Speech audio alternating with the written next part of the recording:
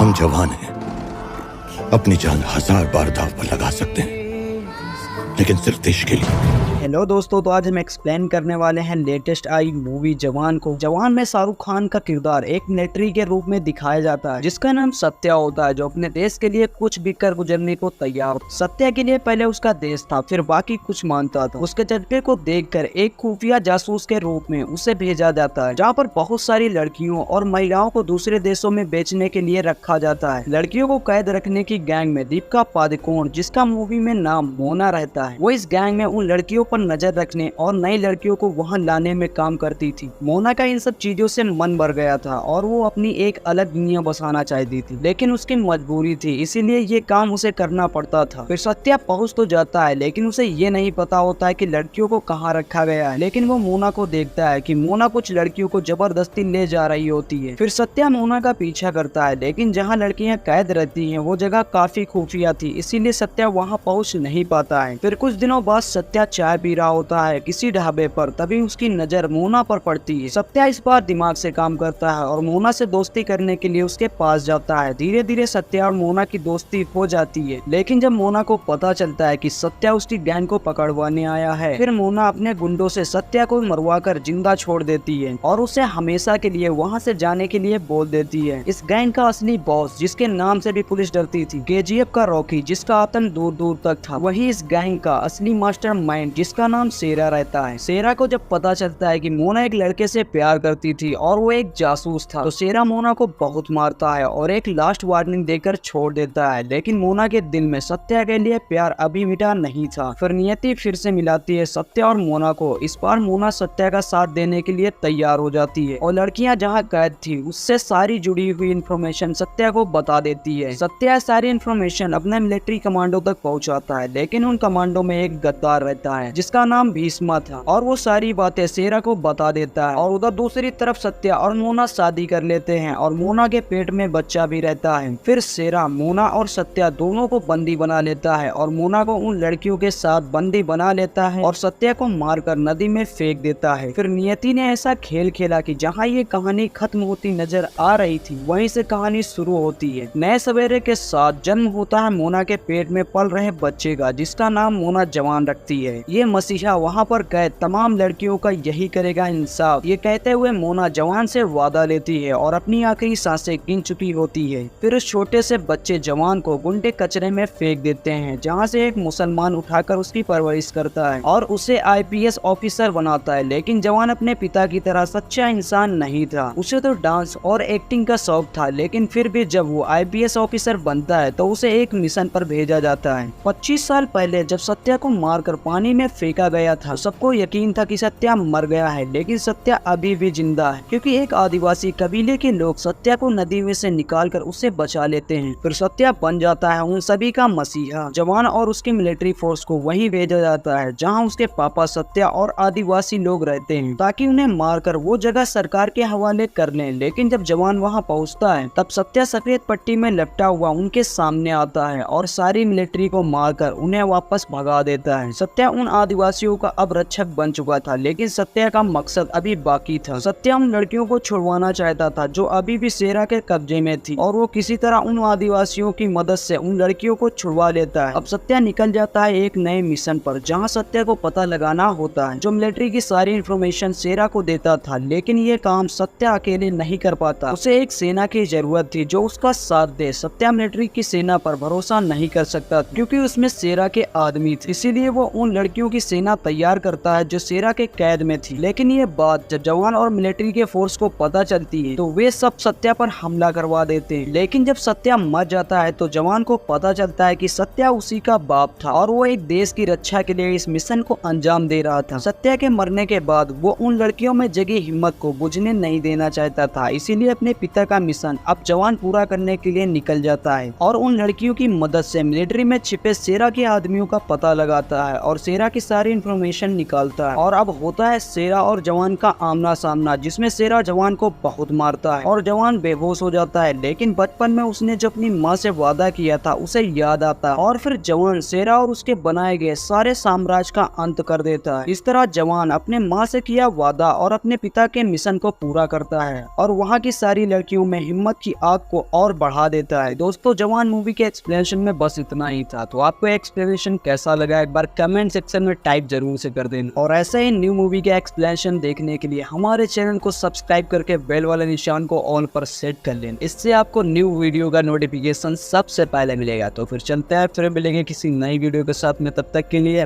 Bye.